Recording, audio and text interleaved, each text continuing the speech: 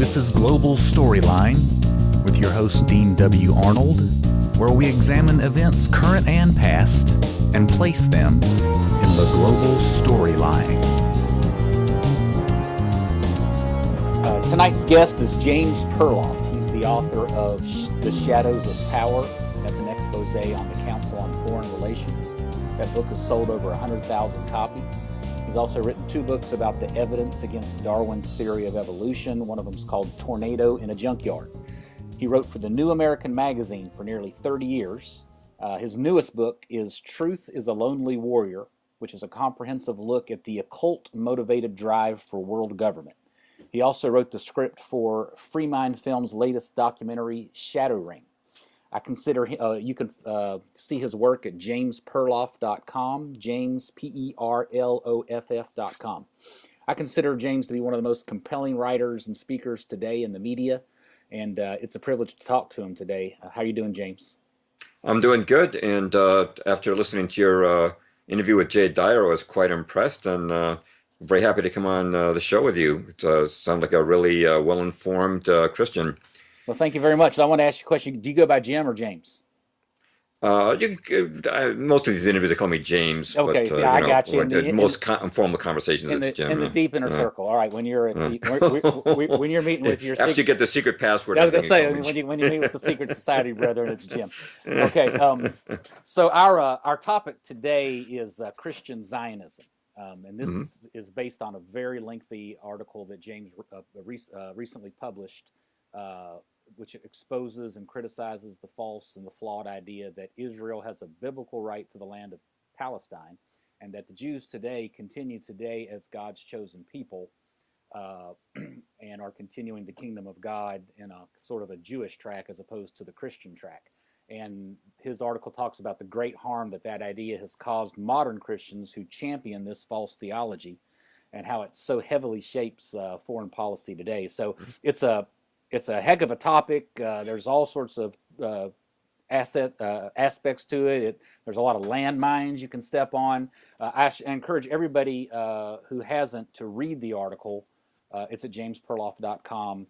You may want to read it before you listen to this podcast. It's one of the reasons I asked James to do this podcast is because it's one of the best things I've ever seen. I've been studying this subject for a long, long time. It's so complex. It's so difficult. It has to be handled with care. There's so many sides to the argument, and he covered every one in a short piece. You know, it's not a book, and so. But he's a great communicator. You'll see that. So that's what I wanted to mention. Now, I want you to go ahead and start where you want to start on this topic.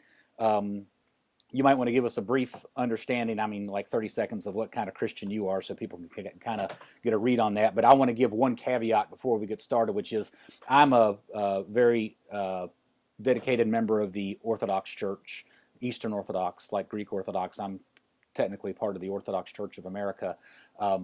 I do not speak for the church. I'm not a priest. I'm a guy who's really into his church and loves theology and loves to look into it, loves to research, and loves to talk about it. Neither is James speaking for the church. He doesn't belong to the Eastern Orthodox Church, so he can't. But so the metaphor I want to give, this is going to be a very theology, scripture-laden podcast tonight. And so the metaphor I want to give for everybody is that 5 or 10 people at work hanging around the water cooler and talking religion, talking politics. Maybe a couple of the guys have had the opportunity and the time to do a little more research than everybody else, so they're kind of talking about it and going back and forth. Everybody else is kind of listening and interested. So that's the metaphor I have, so that I just want to start with that. So I'm not pretending to have more authority to what I share and talk about than some people might consider I might be advancing. So with that caveat, why don't you go ahead and start where you want to start, and let's get going.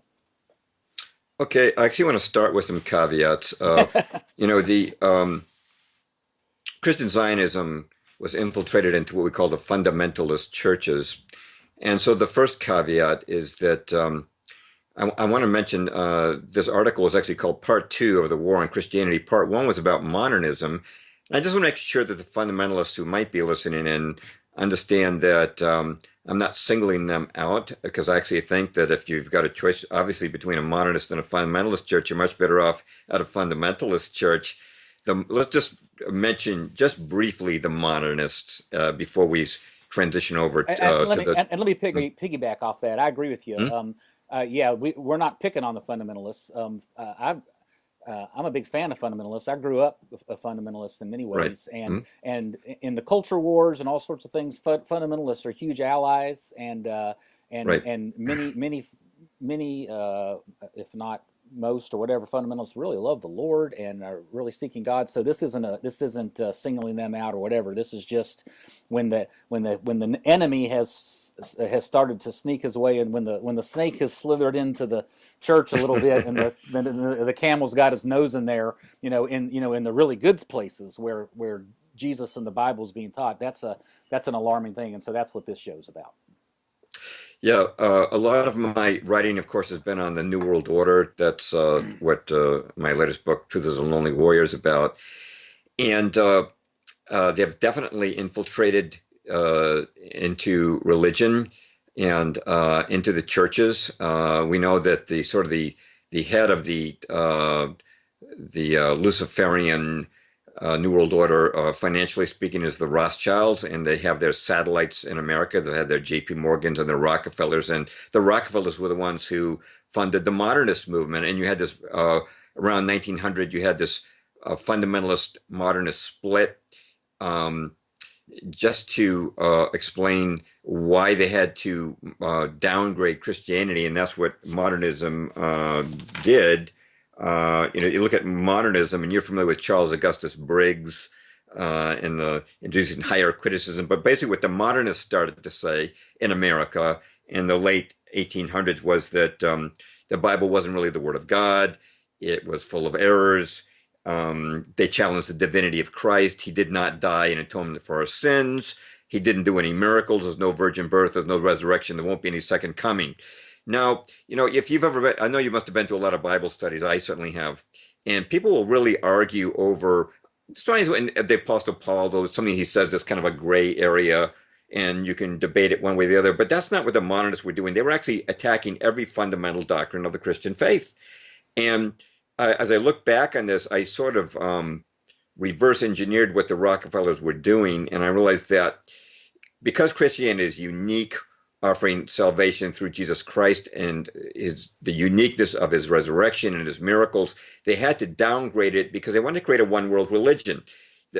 World power is about consolidation, so they want a one world government. And that the EU, which came out of the common market, and the proposed North American Union, which is supposed to come out of NAFTA, these are just stepping stones to go towards political consolidation.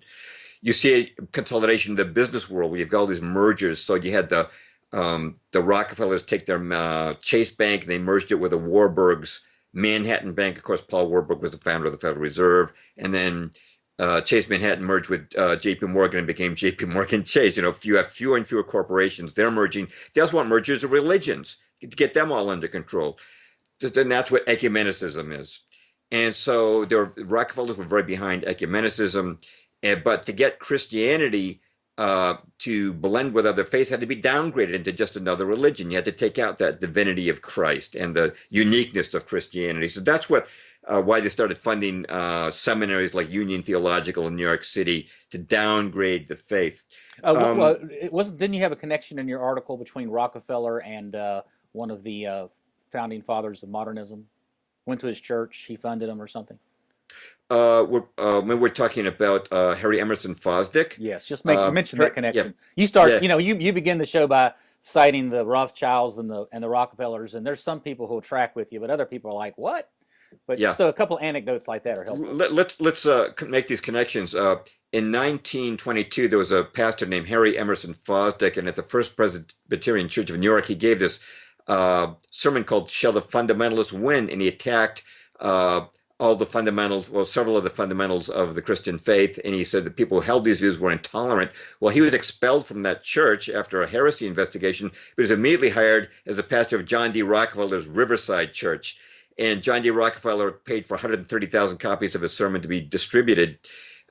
to Protestant ministers. And the most telling point, I think, is the fact that Harry Emerson Fosdick's brother Raymond was head of the Rockefeller Foundation for 12 years. Right, So right. there's a Rockefeller connection. The other side of that, before we move on to Christian Zionism, is that to get churches to ecumenicize and combine with each other, you need a structure, a platform. So that's why the Rockefellers funded what was called the Federal Council of Churches, which became the National Council of Churches. And the spearhead for that was a Rockefeller in-law, John Foster Dulles. He was his wife was a first cousin to the Rockefellers, and this guy is a globalist without peer. He was chief counsel to the American delegation of the Paris Peace Conference, which proposed the League of Nations. He was a founding member of the Council on Foreign Relations, which is what my book, The Shadows of Power, is about. That's the chief supplier of cabinet members to the U.S. government since it was founded, and also its primary goal is a world government. He contributed articles to its flagship journal, Foreign Affairs, from the very first issue in 1922. He was the attorney who defended Harry Emerson Fosdick at his heresy trial. He helped write the UN Charter. And of course, he was Secretary of State under Eisenhower when his brother Allen Dulles was head of the CIA and president of the Council on Foreign Relations. You don't get much more establishment than that. And I'll just add that's connected. That's connected. It does connect. In 1948, he went to Amsterdam to help found the World Council of Churches, which was funded by the Rockefeller and Carnegie foundations. And I should mention that John Foster Dulles was many years chairman of the trustees of the Rockefeller Foundation and also president of the Carnegie Endowment, which funded the World Council of Churches. So World Council, you go from National Council of Churches to World Council of Churches. This is all about ecumenicism, all about one world religion. That's, in brief, modernism and the Rockefeller side. Dulles was Fosdick's attorney? Yeah, his heresy trial. He's all over the place. That's amazing. These guys are so busy, you think they must have a clone sometimes. I'm just joking. That's really, that's really helpful anecdote for just immediately helping people get a sense that this isn't just some rich people who give a little bit of money to their religion and stuff just to kind of look good. These are active, very deliberate folks who've got some serious plans, who are connected on both sides of the aisle in terms of politics and religion. That's really an awesome anecdote. I want to give you one little thing before you get into Zionism. I didn't expect to share this real quick, but I just finished a documentary, full feature documentary about a year and a half ago that about half of it is about my third great grandfather who invented the sleeping car, which is how Andrew Carnegie made his fortune. And if you read Andrew Carnegie's autobiography, he says, my fortune started because I was in this train one day and I saw this little man over in the corner with a green bag and he had this model of a sleeping car. And I asked him what it was and he showed it to me and immediately a light came off and I had this aha moment and I realized, here's the future and here's where everything's going to go. And so I helped him and we struck a deal and, the rest is history. And that was the beginning of my fortune. That's what Carnegie says in his autobiography. My third great grandfather's name was T.T. Woodruff, Theodore Tuttle Woodruff.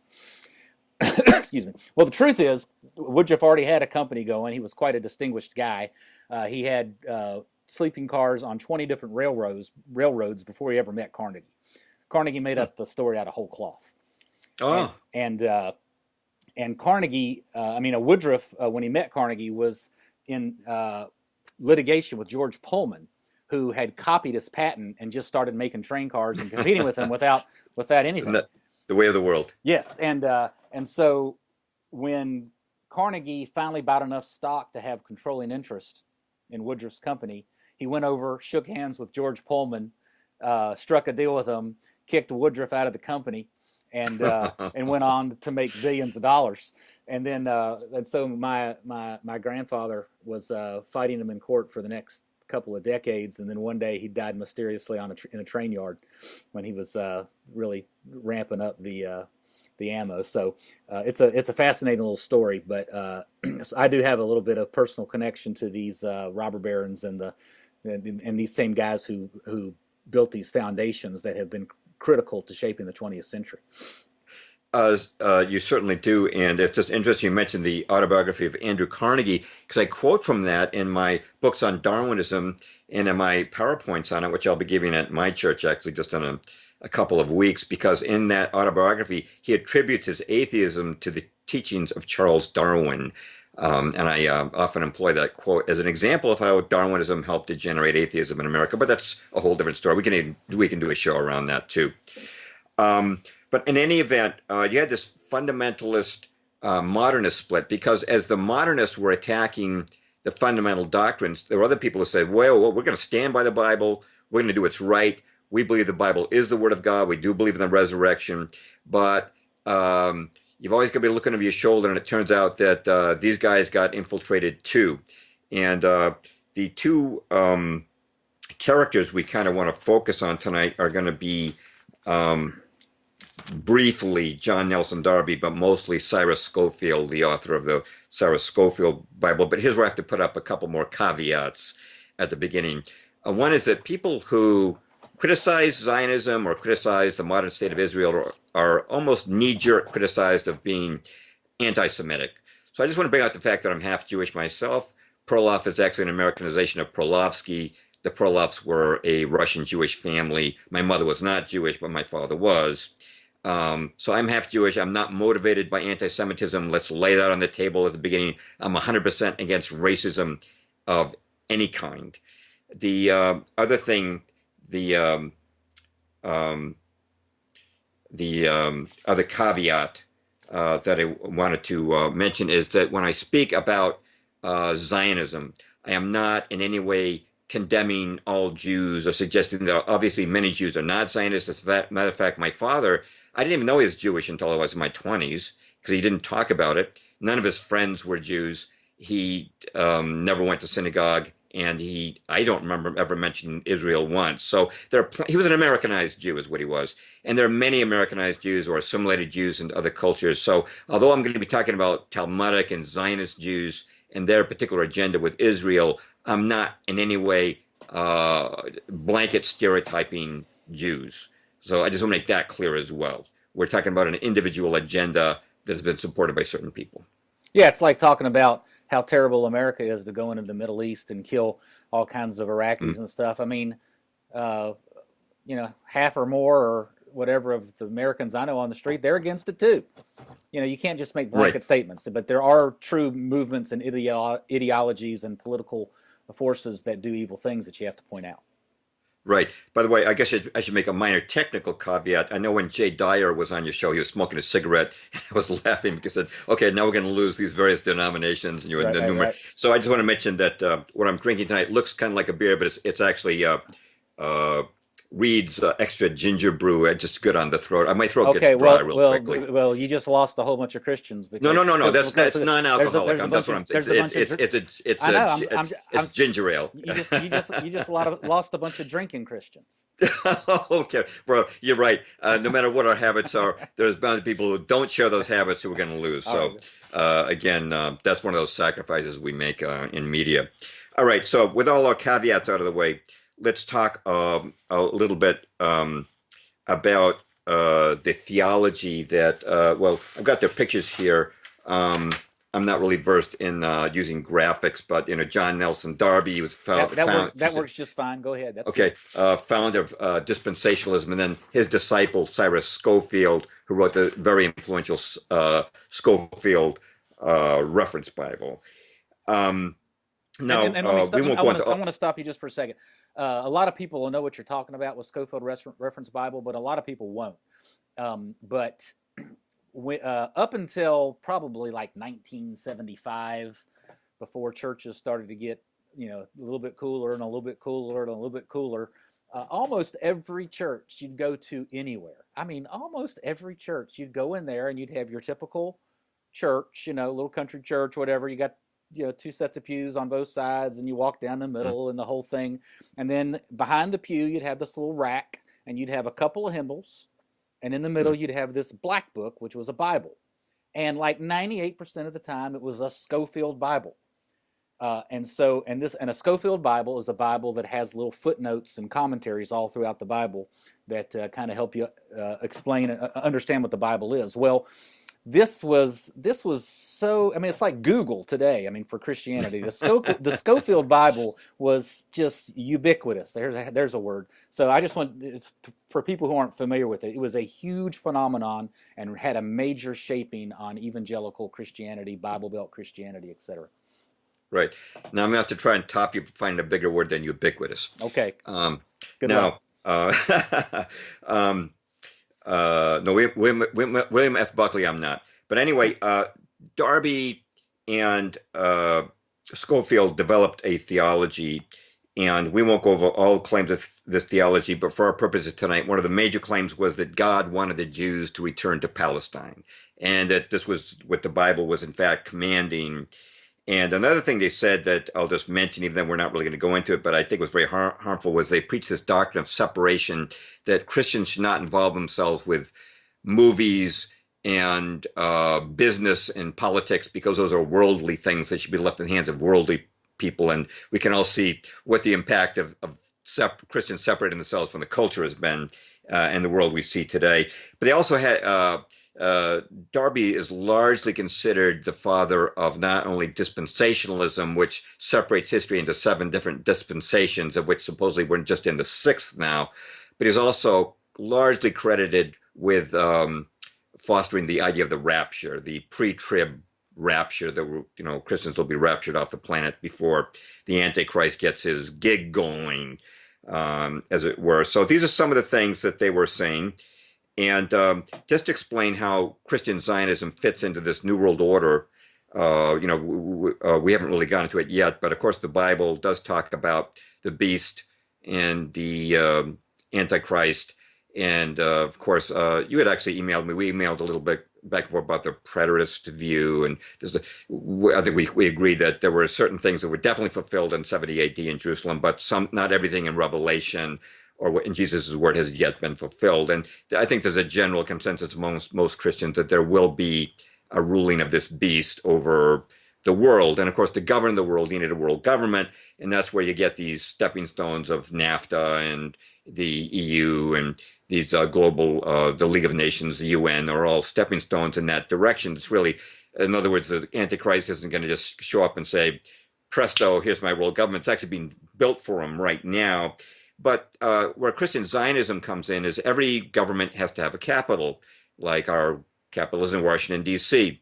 Well, world government would have its capital in Jerusalem. We know that from this Rothschild agenda. We know that the Rothschilds were buying land in Palestine as early as 1829, and they wanted to create Greater Israel. And this is why in 1897, Theodor Herzl started in Switzerland hosting the Zionist Congresses. And this is also why in 1917, the British government issued to Lord Walter Rothschild the Balfour Declaration. This is in the middle of World War, or in the latter part, actually, of World War I. The Zionists had promised the British government that they would bring America into the war on Britain's side if Britain would secure Palestine as a homeland for Jews. And that's what the Balfour Declaration was all about. And if you ever watched the movie Lawrence of Arabia, there was no military value in invading Palestine. It was to fulfill this pledge to the Zionists. That's why it happened. Now, the reason that you've got the Scofield Reference Bible coming out. Now let me stop you before you get to Scofield. Oh, sure. A couple of things. I hope you're agreeing that I'm right. Just yeah, everything you say is right.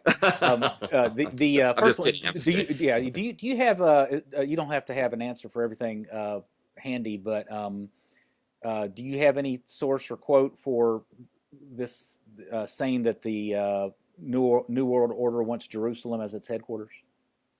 I don't have it handy, but I've certainly seen that in all the research that I've done. There's no question about that. Yeah, I don't want to have it handy, but I've seen it several times. I've come across it too, but I just wanted to know if you had that handy. Now, secondly, some people, I'll do the counter.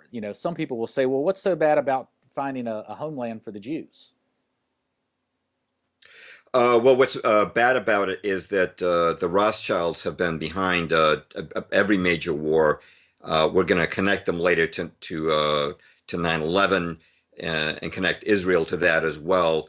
And it's almost as if Israel is a proxy state for the New World Order that they've been behind. We're talking about a great deal of evil that's not only being perpetrated against the people of Gaza and the Palestinians, but this whole New World Order is centered there. There's nothing wrong with Jews having a homeland of their own, except when they start to steal it from other people. I think that's the best and use answer, it probably. as Yeah. use it as a headquarters for fomenting false flags through the Mossad and other things that we'll probably be getting into in Yeah, this but conversation. I think the main answer is, if the world had gotten together and everyone would have agreed, yes, we'd like to carve out this space for Jews, Mhm. and then that, in a certain sense, that would be fine. But what happened was just a couple of countries decided to just kind of bulldoze out the Palestinians Mhm. and then allow the Jews to live there.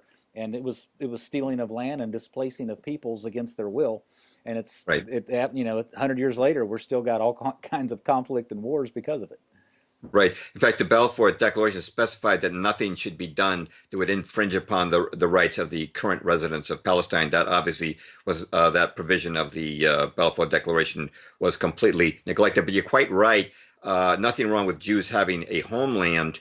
And in fact, in Palestine, Jews, Muslims, and uh, Christians lived peaceably before the arrival of the Zionists and before the creation of the Zionist state in 1948. Nothing wrong with them having a homeland as long as if they had been respectful of the rights of the Palestinians and worked out a peaceful solution with them, that would have been acceptable in of itself.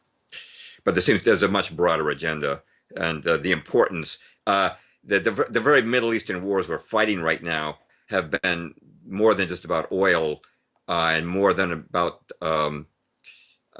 fighting terrorism through these what are actually false flag events. It's about carving out greater Israel in the plan that Theodore Herzl developed in these Switzerland Zionist congresses. So we'll be getting into that. Okay. But so John Nelson Darby is kind of the founder of this, and the original research I did years ago was from Dr. John Coleman, former officer in MI6, who pointed out that he was an employee of the British East India Company, which was owned by the Rothschilds, or largely owned by the Rothschilds, and was the largest multinational corporation of its day. And there was also a Freemason and a Satanist. And as a matter of fact, he does refer to God as the architect, which is, that's what the Freemasons call God.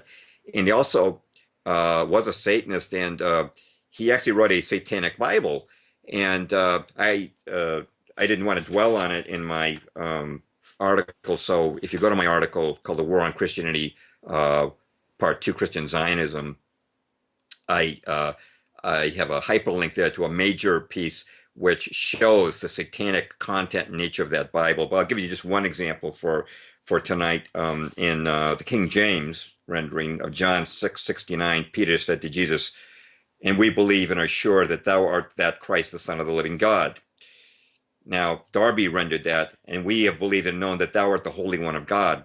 Well, in the King James, the only people who call Jesus the Holy One of God and consistently do so are the demons. So what Darby is doing there is taking the words of demons and putting in the mouths of Peter, the apostle. And this is something he does throughout that Bible. You need to go to it. But Darby was the father of, basically the rapture concept, the whole dispensationalism, and he was a leader, or the leader of what they called the Plymouth Brethren, that was spreading these ideas in the 19th century, and that Scofield came out of. Scofield is going to be our main focus because he's the one that created that Scofield Reference Bible that you were elucidating on, that was in so many churches for so long.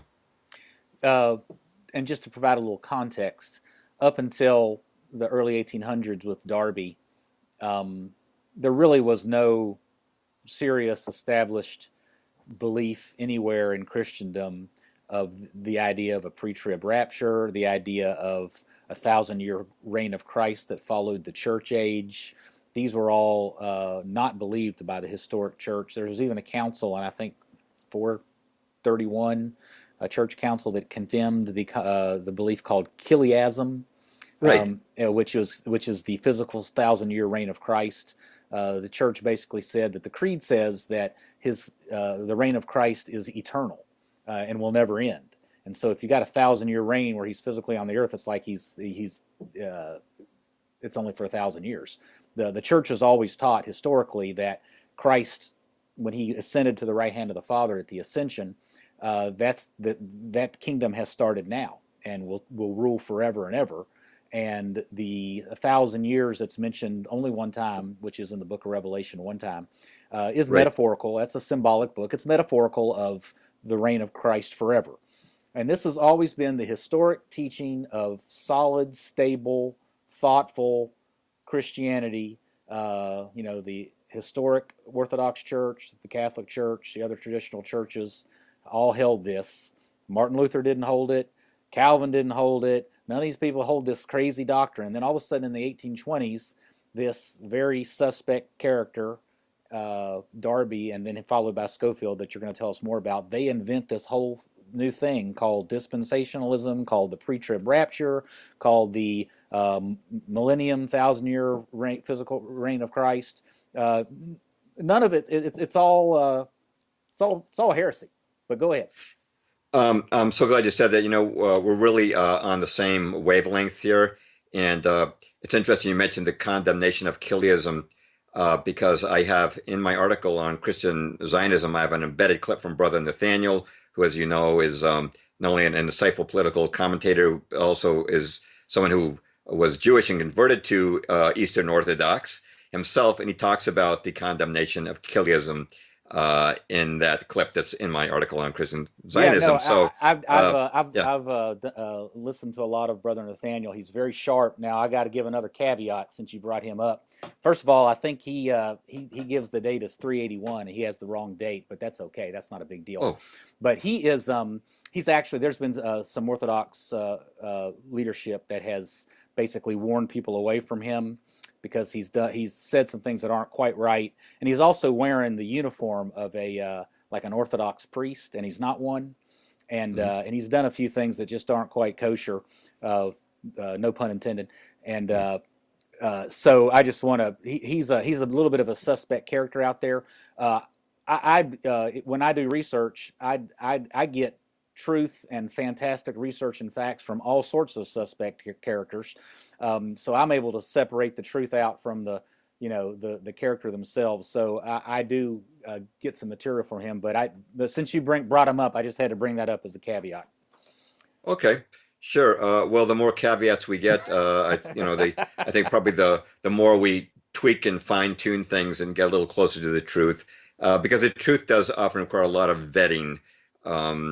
And testing to get to it, and perhaps that's something where Brother Nathaniel is just still on part of his own spiritual journey, and maybe he'll, if I don't know his background that well. I really enjoyed his political commentary, but maybe he's a great communicator, and he really lays out some fantastic information. So I got to give him credit. Right, but thanks for sharing that with me. Well, let's move on to Cyrus Scofield. I want to, first of all, give people some interesting quotes. This is a little bit about this guy's background, and these are coming out of newspapers from the 1880s. This is from the Atchison Globe in 1881.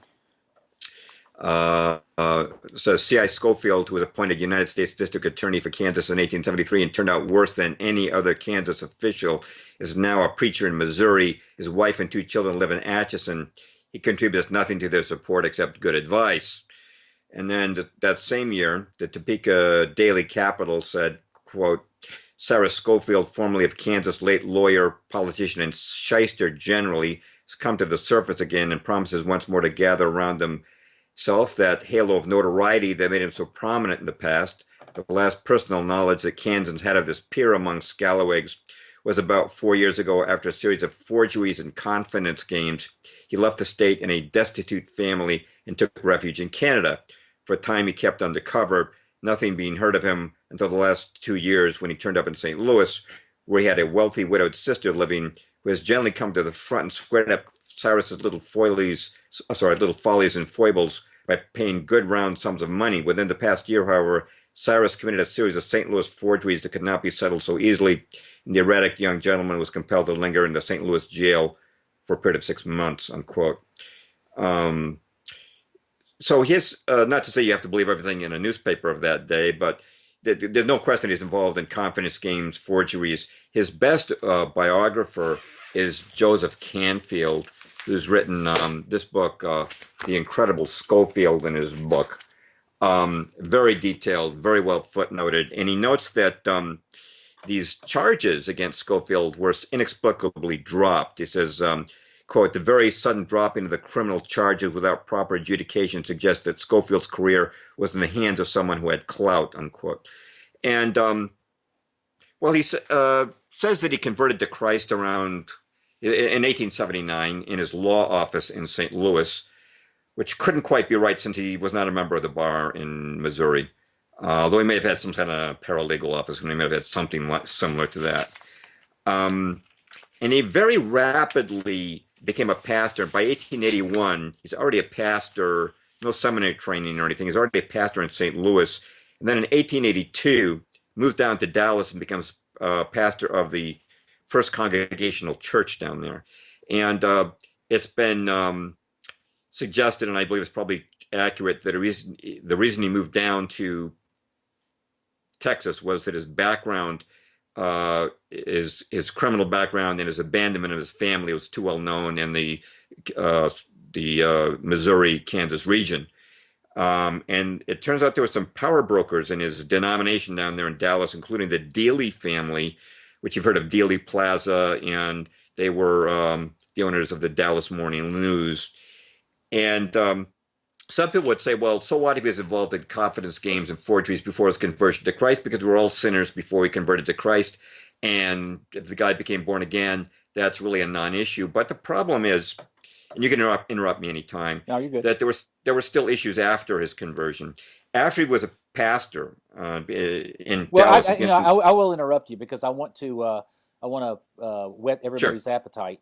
What we're eventually going to get to is that in this Scofield reference Bible, Scofield has all sorts of commentary in there that points the Old Testament prophecies to say that all these prophecies relate to today. Somehow 2,000 years later, after Christ fulfilled the prophecies in the Old Testament, that now they actually relate to the Jews 2,000 years later, are supposed to go to Palestine and retake the Palestine land in 20th century politics. And so the Scofield Bible is littered with all this politically motivated Zionist commentary, and James is about to show you how this strange character Scofield found himself in Zionist circles and became the tool used to build this incredible Christian Zionist movement in the 20th century. But he was a shady character. Darby was a shady character. He got his ideas from Darby, and so we're right in the middle of the shady character story. But I'm whetting everybody's appetite. Continue on. Okay, thank you. Yeah, I want to make it clear that Scofield is a guy who his Bible fathered Christian Zionism, which has caused so much trouble for the world. But to get back to this is where we're dealing with some objections. People will raise, well, if the guy was converted, his criminal background and his background in confidence games doesn't matter. But even after his conversions, and after he became a pastor in Dallas, 1883, the year after he became a pastor in Dallas, his wife back in Kansas was granted a divorce on the grounds that he'd abandoned her and their 2 daughters. And here's what the Bible says, 1 Timothy 5:8. But if any provide not for his own, and especially for those of his own house, he is denied the faith and is worse than an infidel. And so by the Bible's own criteria, he doesn't sound like he'd be very fit to be a pastor, but he's given a free pass on that particular one. But and then he became married again to a wife named Hetty 6 months after the divorce. But there are other issues as well. Truthfulness is another characteristic one expects from a genuinely converted believer. And there's a couple of things that Canfield highlights. One is in his Who's Who biography, his description of his military service, he described it as follows, quote, Private Company H, 7th Tennessee Infantry, May 1861 to close of Civil War, served in the Army of Northern Virginia under General Lee, and awarded Cross of Honor for valor at Battle of Antietam. Now, there's some problems with this, which is that he did not serve to the close of the war. He begged out in 1862. So it wasn't 1861 to 65, it was 1861 to 62. He begged out of the service on the grounds that he was born in the North, and he was Michigan born. And that's okay that he did that, but he does stretch the truth here in his biography, biographical entry in Who's Who. And serving as far as serving under General Lee, Canfield notes, this is in the same sense that GIs in World War II were under General Eisenhower. He sort of implying he was with Lee, but of course he never encountered him, as far as we know. But the other thing, which I think is more needs to be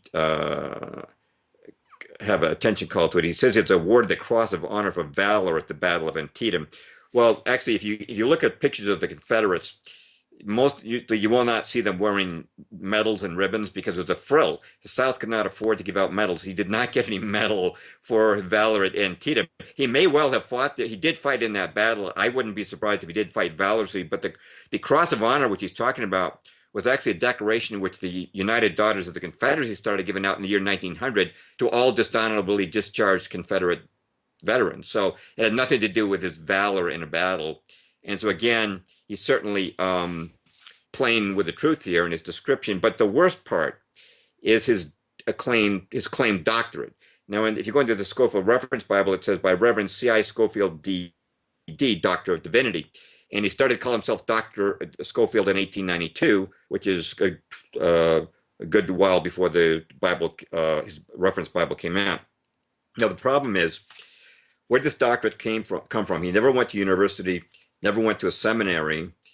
Some people have said, well, he could have been given an honorary doctorate. But if so, in his Who's Who biography, he never cited the source of that degree, and no university or seminary ever stepped forward and said, we were the one who gave him that honorary degree. I will mention that it was important for him to have that degree claimed because for this book to come out, they had to say it was the work of a scholar. But there's no evidence whatsoever that he actually had this doctorate. I should also mention, as far as honorary doctorates go, dispensationalism, as you've been pointing out, very unorthodox still in the late 19th century. It's very unlikely that any seminary would have given an honorary doctorate to a dispensational teacher. Still very unorthodox at that time. So his doctorate is in serious question. And again, this raises we're doing this in context that there are some questions about his character in making claims that appear to be false about himself, his military service, and his education. Okay, so we've got a guy who was a shyster, a criminal, gets born again, but he abandons his family. He also has a hard time telling the truth.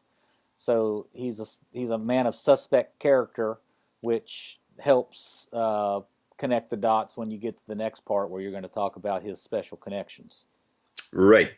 That's exactly where we're going to go. We talked before that the Dealys were in his congregation down in Dallas. Now he moves up to New England, and in 1901, he became a member of the Lotos Club. Now this is where it really gets weird. We were talking before about Andrew Carnegie. The Lotos Club was an exclusive club for the literary and financial elite of New York. Carnegie was a member, the atheist. Margaret Mead, the proponent of the sex revolution, was a member. Mark Twain was a member. The Sulzbergers, who owned the New York Times, were members. How do you get an evangelical pastor in there? The membership dues alone were equal to 1/5 of his salary, and there were other fees for the club besides that. But he remained a member till his death in 1921. Now, it turns out that his membership was approved by the club's literary committee head, and that was Samuel Untermeyer. Now, Untermeyer could credibly be called the #1 Zionist in America in the 20th century. He was the president of Keren Hayesod, which was the chief fundraiser for Zionism in Israel in the 20th century. He played a big role in drafting the Federal Reserve Act, which we know was, for Zionist interests and has been ripping off the people botching our dollar caused our dollar to lose 98% of its value since the Fed has been funded, and that's a whole other subject we can go into sometime. But he also was notorious in Washington circles for blackmailing Woodrow Wilson. He personally blackmailed Woodrow Wilson over an affair Wilson had at Princeton. He blackmailed him while he was president, I should mention, and forced him to accept Louis Brandeis into the Supreme Court. That was the exchange. We'll give you the letters you wrote to this woman if you point Brandeis to the Supreme Court. And he also helped, he was the spearhead behind the Jewish declaration of war boycott against Germany in 1933, which inflamed tensions between the Jewish world and Germany, and helped lead us down the road towards World War II. So I'm just summarizing these things to point out that is it a coincidence that Scofield's membership of the Lotus Club was approved by America's #1 Zionist, and then Scofield produces a book which fathers the Christian Zionist movement. I don't think that's a coincidence, but this is the kind of club where an evangelical pastor would be laughed away, but somehow he's in their ranks. So again, you can stop me anytime. I'm going to take it up to the next step, which is when he goes to England in 1904, and he went to England that year with his wife Hetty, and he met a gentleman there named Robert Scott. And he told Scott that, I don't know who could, I want to write this reference Bible. I don't know who could publish it, though. As it would happen, Scott knew the head of Oxford University Press. Now, I'm going to quote to you from Scofield's official biography by Charles Trumbull, and this biography was published by Oxford University Press. So let's pick it up. Scott introduces it to Mr. Froude, the head of Oxford University Press, and I'm quoting from the biography now. Quote, Mr. Froude was interested. He said he would consult Mr. Armstrong, then head of the American branch of Oxford University Press. Mr. Armstrong was immediately enthusiastic at the suggestion that this new reference Bible be brought out by Oxford Press, and a preliminary understanding was quickly reached. Mr. Froude assured Dr. Scofield that if he finally decided to place the Bible with them, they could readily arrange a proper contract for the publication in the interest of each party, and so the publishing question was settled. Unquote. That's quick. I mean, I struggled as a young writer in my teens with a lot of rejection slips, talking about back in the 60s. I can tell you right now that no publisher agrees to publish a manuscript they haven't even seen yet in advance, unless there's something going on behind the scenes.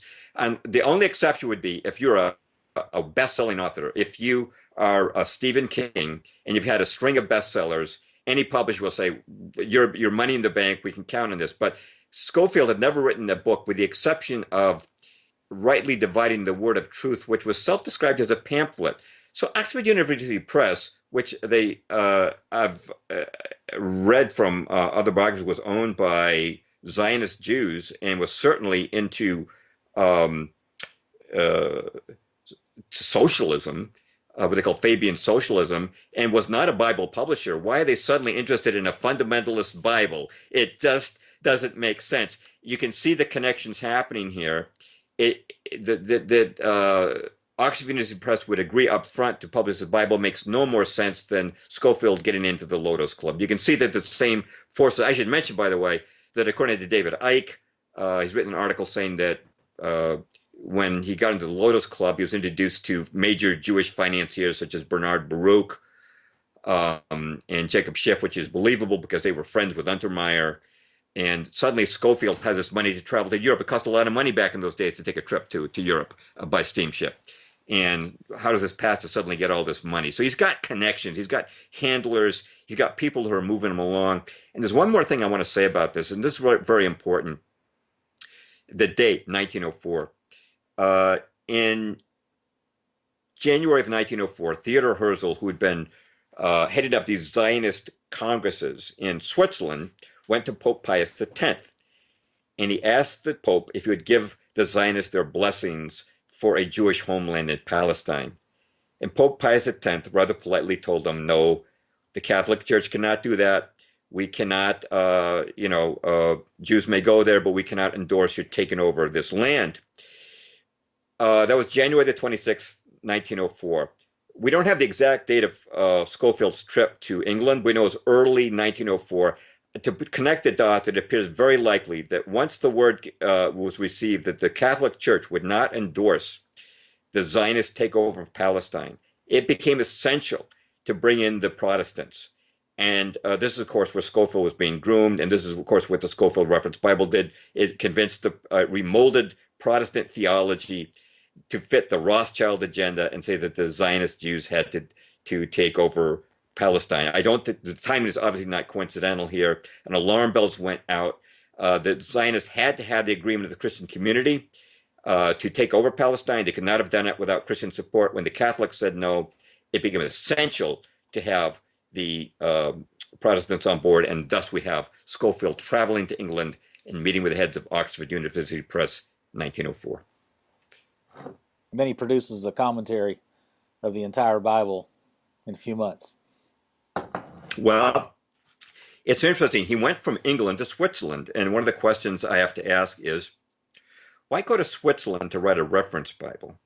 It just doesn't seem like a very logical place.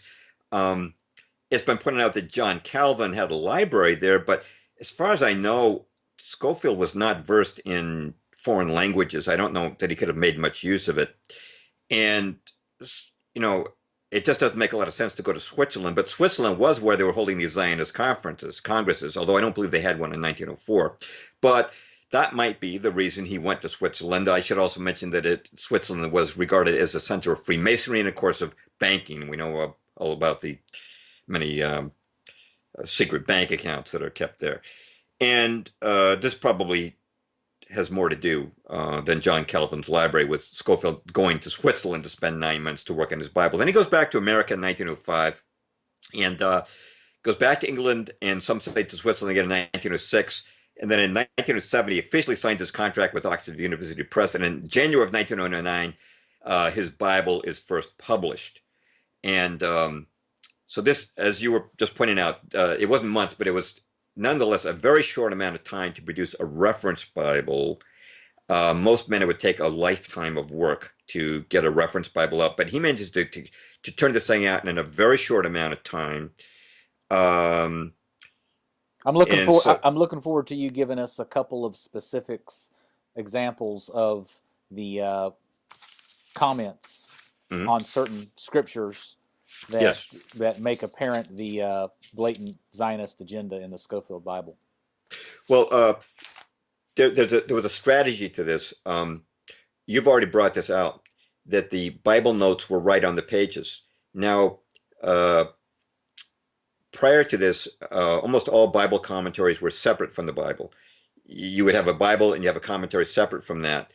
Now, the trick that the Scofield Bible was doing, I compare it to subliminal programming. On a TV show, they say that they can flash a picture of a Coke so fast you won't even know there was on the screen for one frame. It's kind of akin to that, in that people now were seeing Scofield's words on the pages of the Bible, and it started to give his comments an elevated authority. It's almost like they have the same authority as the Bible itself. They're right there next to the words of the Bible. When people the subliminal part is when people remember scripture, they were quite likely to remember Scofield's comments along with it, or maybe in place of that particular verse. Another part of this strategy, and I should mention, was why Oxford University Press? Well, because they were such a big publishing house. They had major offices on both sides of the Atlantic. They produced millions of copies of this Bible. Now, we mentioned 1909 was the initial publication date. But the major edition, you cannot even find the 1909 version today. You probably have to pay $1,000 to get it. The major edition came out in 1917. This is the one you mentioned. This is one that they made millions of copies of. And so people are just looking for a Bible. They get the Scofield Reference Bible with all his notes. So it was hyper marketed, but the date is significant. 1917, the year that the revised edition was super marketed and published, was also the year of the Balfour Declaration. So what did this do? It kind of gave the illusion that Scofield's Bible was somehow the hand of God was mysteriously moving, and God must indeed have blessed the Balfour Declaration by which the Jews would be given land in Palestine, because God's word is now coming out and saying the very same thing now. And it almost made it appear that the Balfour Declaration was a fulfillment of prophecy. So the timing, 1917 Balfour Declaration giving the Jews Palestine, 1917 this Bible, saying that God promised the land to the Jews in modern times. Not a coincidence. Too many coincidences. You know, when you're a detective, too many coincidences. You say, okay, this is according to a design. This is not just unfolding by chance. So let's go on to that, and let's talk about how he twisted the Bible to accommodate Zionism. One manner was this. Okay, we're going to quote now from the Bible, Genesis 12, 1-3. Now the Lord said unto Abram, get thee out of thy country and from thy kindred and from thy father's house and unto a land I will show thee. And I will make of thee a great nation, and I will bless thee and make thy name great. And thou shalt be a blessing, and I will bless them that bless thee and curse them that curse thee. All right, so what's been pointed out is that in the Hebrew, this is singular. He was saying, I will bless you, Abram, who became Abraham. But Scofield changed the singular to the plural and applied it to the modern Jews. And here's what he wrote in the Scofield Reference Bible. Quote, and curse him that curseth thee, wonderfully fulfilled in the history of the dispersion, referring to the Jews, right? It has invariably fared ill with people who have persecuted the Jew, well with those who have protected him. The future will still more remarkably prove this principle. Unquote, Cyrus Scofield in the Cyrus Scofield Bible. How could he know that the future is going to prove this principle unless he's got somebody dictating this to him? Now, I should also mention that the Scofield Reference Bible was copyrighted not by Scofield but by Oxford University Press. So with each edition, they were able to amplify these remarks. It's interesting they published a revised edition in 1967, which is the year of the Six-Day War when the Zionists seized Jerusalem. And in that particular version, they added this to Scofield's preceding remarks. It said, quote, for a nation to commit the sin of anti-Semitism brings inevitable judgment. So now they're adding anti-Semitism as a biblical sin, which the Bible never referred to that. Now, go back to the singular plural thing. I want to hear that again. Okay. Now the Lord had said to Abram, get thee out of thy country and from thy kindred and from thy father's house. I mean, clearly those are singular, okay?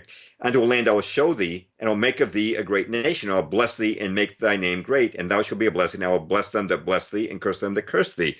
There's no reason to think this is still not singular. And according to the references I've seen, this is singular in the Hebrew, but Scofield is making the thee to apply to the modern Jewish people. Bless them that bless thee. Anyone who curses the Jew is in big trouble now. And just to jump ahead. Regarding the Jew, just to clarify for our listeners, regarding the Jew as Abraham's seed. Yeah, exactly. That's what I was getting to, yes. His seed is singular, and the ultimate fulfillment of that is Jesus Christ. That's right. Now, another example of this Christian Zionism being introduced into the Zionist Scofield Reference Bible, Genesis 15:18 says, in that, this gets into the seed, in the same day the Lord made a covenant with Abram, saying, unto thy seed have I given this land, from the river of Egypt unto the great river, the river Euphrates. Now, so this would be the promised land, and it's also the land that was called Greater Israel by Theodore Herzl. This is what they wanted. This is what they're after now. And you'll notice that this all Syria and Iraq here. These are lands we've been making war on. We're actually carving out this Greater Israel that the Rothschild dynasty has attached so much importance to. By the way, I want to mention on the modern Israeli flag, just to tie in the fact this is Herzl's plan. Now, it's been pointed out that on the Israeli flag, the two blue lines are the Euphrates and the Nile. And what I also find interesting is that the Star of David, which has no biblical basis, there's nothing in the Bible that you would get that from. It's actually a satanic star, the six-pointed star, and it actually has 6 points, 6 triangles, and a 6-sided hexagon in it, which does give us 666. Now, I'm not saying that's the 666 of Revelation, but I do find that an interesting coincidence that this symbol with so many sixes on it is between these two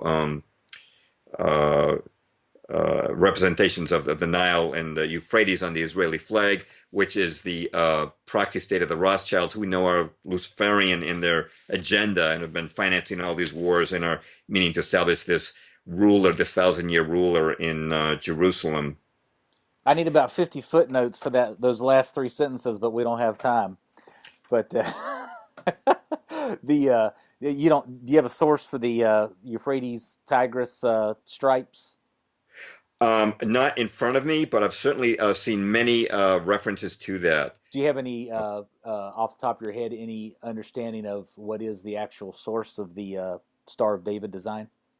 According to Wikipedia, and the article I referenced in Truth is a Lonely Warrior, they said that there was it originated in the Middle Ages, but its exact origin was not known. It's called the Star of David, but has no biblical basis. If they wanted a biblical symbol, they could have had like a menorah, for example, something found in the temple.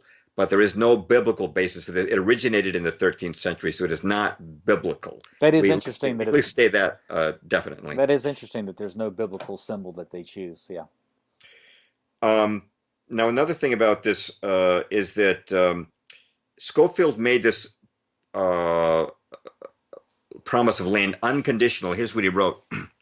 He said, this Scofield's now words in his Scofield Reference Bible, he says, quote, "For Abraham and his descendants, it is evident that the Abrahamic covenant made a great change. They became distinctly the heirs of promise. That covenant is wholly gracious and unconditional. The descendants of Abraham had to abide in their own land to inherit every blessing," unquote. Well, we know that God's promises to the Israelites were very conditional, and this is laid out in Deuteronomy 28, blessings for obedience and curses for disobedience. And I give the example here. If modern Christians really think that that this is an unconditional promise, and that's why the Israelites are there now, they don't realize that it's because the Rothschilds made the Balfour Declaration to buy up this land, and the land was stolen from the Palestinians. They really think this is the hand of God here. I have a picture of the Tel Aviv Gay Parade, and I use that as Tel Aviv has actually been named the world's most gay-friendly city by gays themselves. How biblical is that? God did not even allow the ancient Israelites to enter the promised land under Moses because of the lack of faith. Now, if you go to modern Israel, their first prime minister was David Ben-Gurion. He was an atheist. How are these people more faithful than the people who rejected Jesus and who went into dispersion? There's nothing that's made them more faithful to deserve to move into this land. But Scofield, unfortunately, made this promise unconditional, not faith-based. You just have it; it's yours forever, type of deal. So yeah, let me stop you there. Yeah. I think there's a lot of. I've got some very close friends, a lot of wonderful people that are Christian Zionists. Me too. I think they've got the wrong view, obviously. And the historic church, for 1,800 years, pretty much had consensus on this, and this is a brand new kind of thing that's come out the last 100 years or so. But it's a hard thing for people to give up. There's a romantic narrative that's been embraced, and it's just tough to shed it. But one of the arguments that I think is most compelling is the one you just shared, which is, people say, well, they're Jews and it's the promise to Abraham, so they deserve the land. But we see in the scriptures time and again that these very same people who were related to Abraham, maybe not the very same people, we can talk about that later, but these people in the scriptures that were descendants of Abraham were kicked out of the land by God on several different occasions, again and again. And of course, it culminated with Jesus basically prophesying the destruction of Jerusalem, which caused the scattering of Jews all across the world. But you do not deserve the land of Palestine just because you have the DNA of Abraham. The Bible, if there's any message the Bible's pretty clear about, it's that one. That if you're not following God, if you're not obeying God, then you do not get to be in the land. You get kicked out of the land. And of course, to obey God now is to follow Jesus Christ. That's right. That's the Israel of God. That's how you follow God now, is to embrace Jesus Christ and follow Jesus Christ. The current Jews in Israel generally, apart from the moral filth that you delineated, of course, we've got the same problem in the United States. But apart from the moral filth, they, on paper, reject Jesus Christ. So to follow God is to follow Jesus Christ. To be obedient is a requirement to be in the land if we were still under that same rubric. We're not now, but that's I think one of the most compelling arguments. And so for people who are embracing Christian Zionism, you need to think through that. It's really something to think through, because the consequences of believing that the current people in Israel have a right to the land because of the promises to Abraham, it's wrong, it's wrong on several different counts. But real people have been bulldozed off the land of Palestine because of this false view. Many of them Christians. Right. Many of them Christians who've lived there for 2,000 years, who probably have a more right to the land, who are descended from Jews in the first century who converted to Jesus Christ.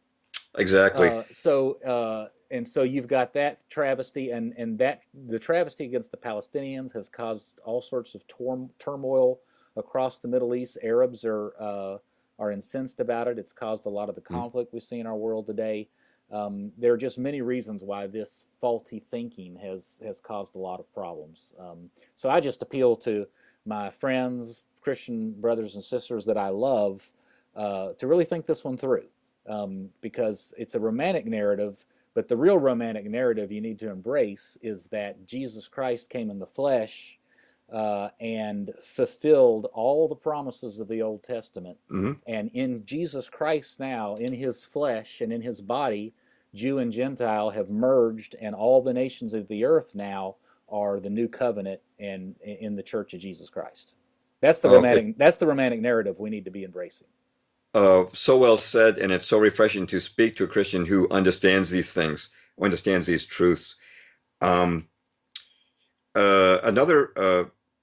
Just to resume our narrative of how Scofield twisted the Bible for Zionism's sake, it's almost as if the Lord Rothschild was kind of dictating this to him, but he made it appear that the Bible prophesies this return.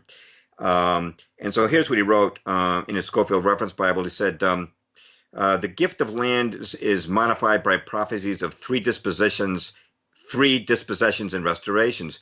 2 dispossessions and restorations have been accomplished. Israel is now in the 3rd dispersion, from which she will be restored at the return of the Lord. Now, his vision is to come with the return of the Lord, but he's saying that the Bible prophesies a 3rd restoration. Actually, if you look at the verses he uses, for example, Isaiah.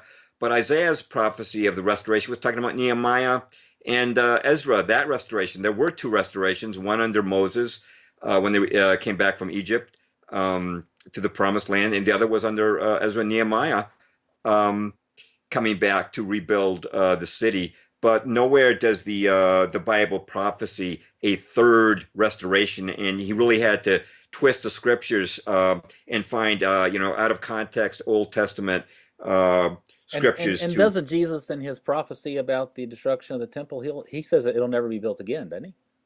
We said your kingdom has left you desolate, and he prophesied the destruction of the temple, which really occurred in 70 AD. But nowhere did Jesus say it's and after that it's going to be built again. Right. No, he prophesied its destruction, and of course it was no longer necessary. He said he was the temple. His body was the temple. So all of this needs to be recognized if we are Christians. This idea of reverting to some sort of Jewish interpretation. In fact, a lot of the Christian publishing houses have come under Zionist control. And I just got this last week. I printed this out on a laser print. It's hard to read. It's dark. But it's the Complete Jewish Study Bible. And it just came out. And it says, introducing a one-of-a-kind Bible that reconnects readers with the Jewishness of God's Word. You can really see this. I'm going to talk later about this, how it happened in my own church being Judaized. But you just see this Judaization of the Christian church taking place.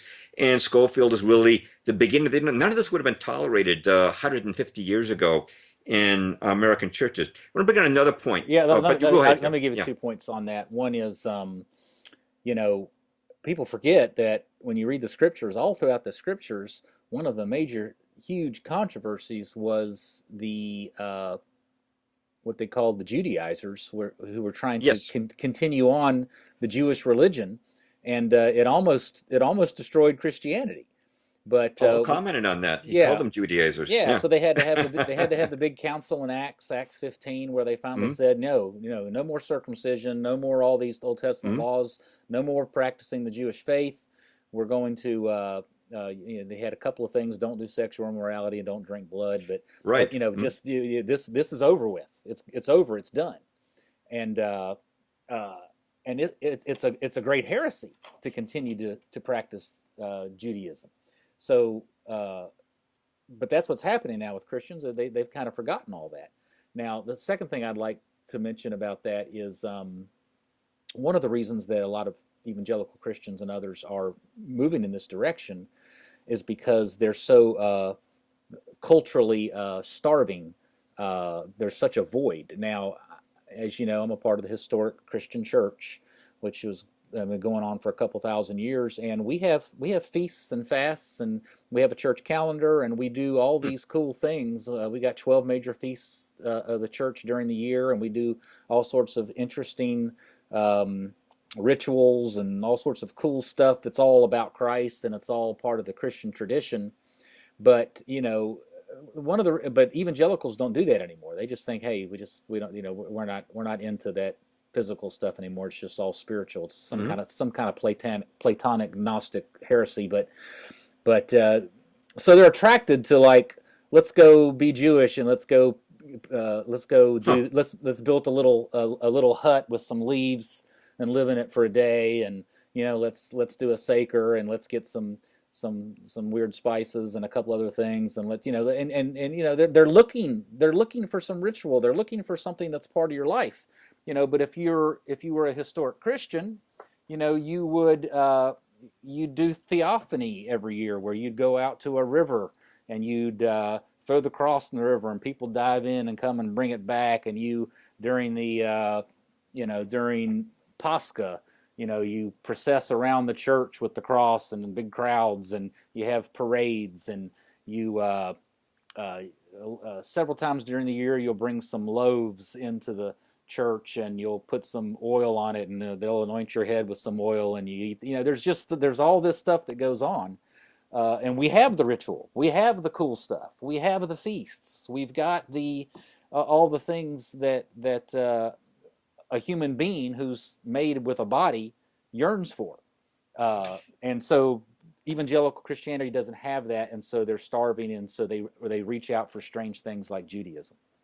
That is a great point. And also, those feasts you're mentioning, carrying the cross in public, also brings the cross of Christ into the public view and into the public domain, instead of just being contained within the church. Do you have any thoughts on how they were able to get the Scofield Bible to be so pervasive? Did they have a cheap price on it, or was it just that Oxford and its minions had such a huge marketing arm that it just was able to pull that off? Well, in terms of its acceptability, I think it was marketing. I think part of it was that it was beautifully produced. I mean, the print was beautiful. They had the cloth and leather bound editions. So this appeared to be God honoring. And again, the accessibility of the notes, the fact that you didn't have to go back and forth between a commentary, made it user friendly, as it were. But as far as the price, whether they subsidize it or not, I don't know. But that would not surprise me. Me I would either, expect because that. these churches, they're just regular old churches. They didn't have tons of money or big budgets, Well, and they all had them.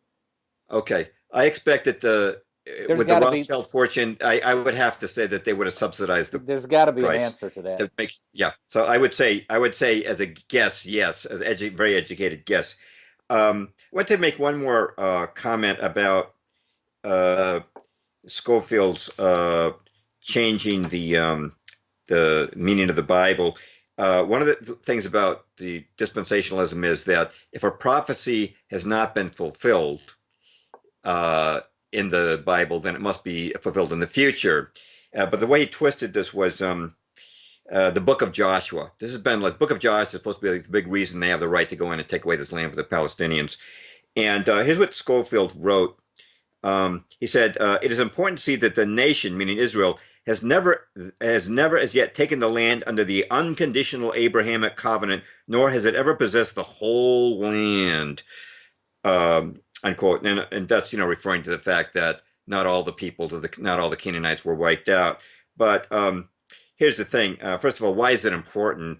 But the main thing is that the Bible doesn't agree with him. Here's what it says in Joshua chapter 21. It says, "So the Lord gave Israel all the land he had sworn to give to their ancestors, and they took possession of it and settled there. Not one of the Lord's good promises to Israel failed. Every one was fulfilled."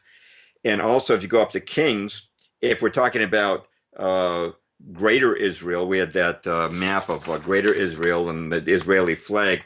Kings 4:21 says, "And Solomon ruled over all the kingdoms from the Euphrates River to the land of the Philistines as far as the border of Egypt.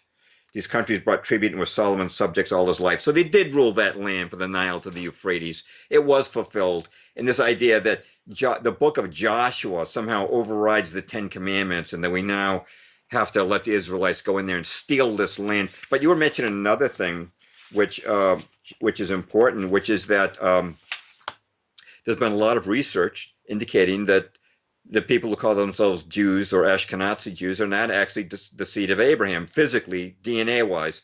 There was a book that came out, I believe it was 1976, by a Jewish author, Arthur Kessler, called The 13th Tribe. And he made his historical case that most of the people who call themselves Jews today are actually from the tribe of the Khazars. Now, the Khazarian kingdom converted as a state religion, converted to Judaism in the 8th century, and that's in Wikipedia. People can just look it up. And they eventually moved westward and became the Yiddish-speaking people of Germany and Poland, by and large. There's also been DNA evidence to support this. Not all the DNA evidence is absolute, but I even have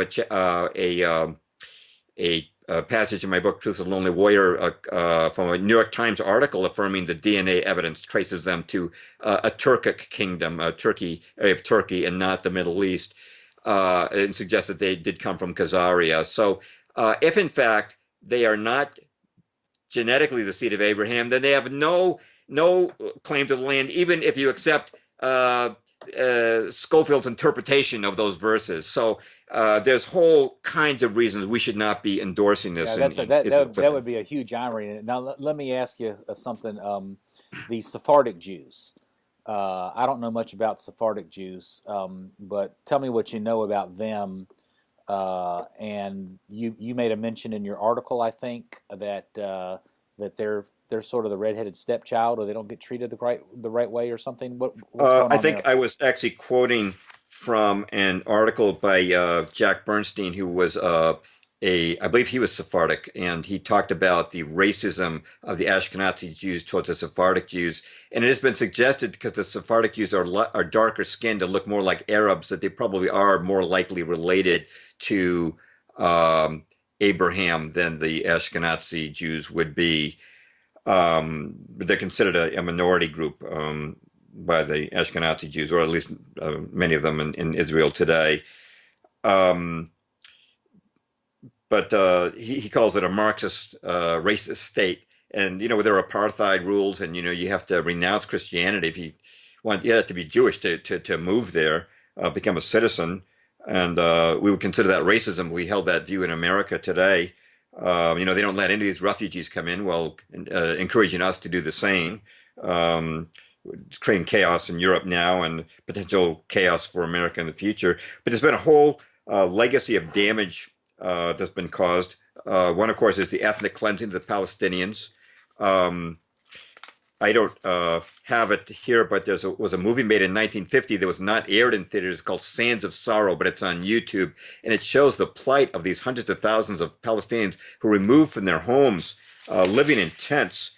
And just to quote from the website, If Americans Knew, quote, Zionist forces committed we're talking about 1948, Zionist forces committed 33 massacres and destroyed 531 Palestinian towns. Author Norman Finkelstein, who's himself Jewish, states, quote, according to the former director of the Israeli Army Archives, in almost every village occupied by us during the war, acts were committed which are defined as war crimes such as murders, massacres, and rapes. Yuri Milstein, the authoritative Israeli military historian of the 1948 war, goes one step further, maintaining that every skirmish ended in a massacre of Arabs. This is not Christianity. This is not forgiving your enemy. This is not love. Okay.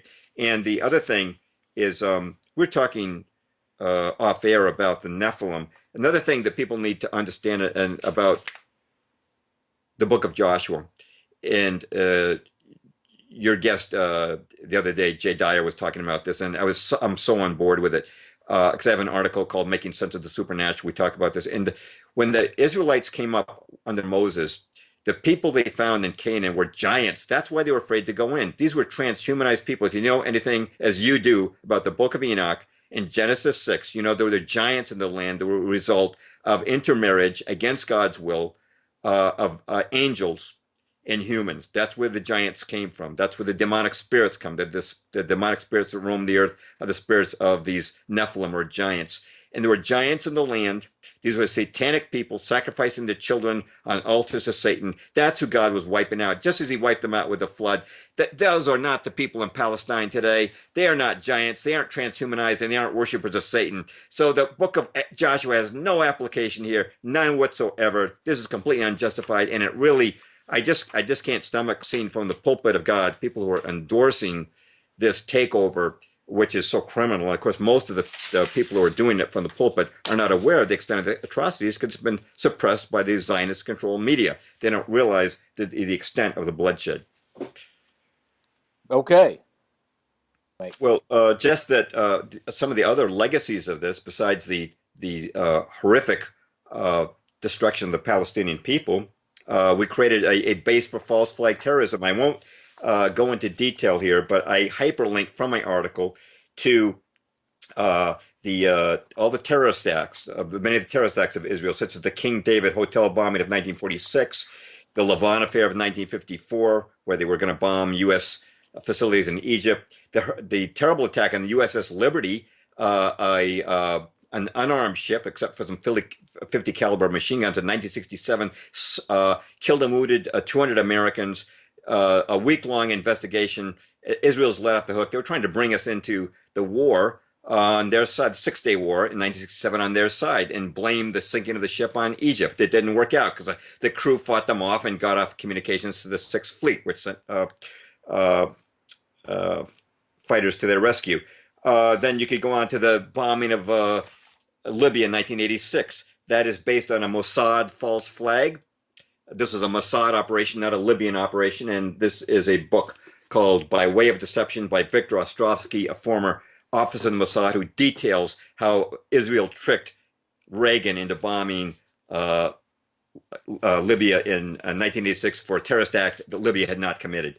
And finally, of course, 9/11, and you can go on forever about the Israeli connections to that, everything from the dancing Israelis who were celebrating that day to Michael Chertoff, a dual U.S.-Israeli citizen, being put in charge of the 9/11 investigation, to Larry Silverstein, friend of many Israeli prime ministers, getting a $5 billion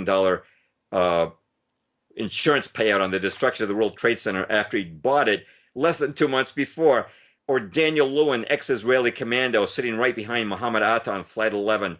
The Israeli connections go on forever and ever, and we won't. That's something that you can connect to from this article for more detail. But we've brought terror on the world, and there would never have been 9/11 or all these Middle East wars right now, Afghanistan, Iraq, Libya, Syria. We're doing this on behalf of the Rothschild powers and their proxy state of Israel. Let me throw another one of our famous caveats in there.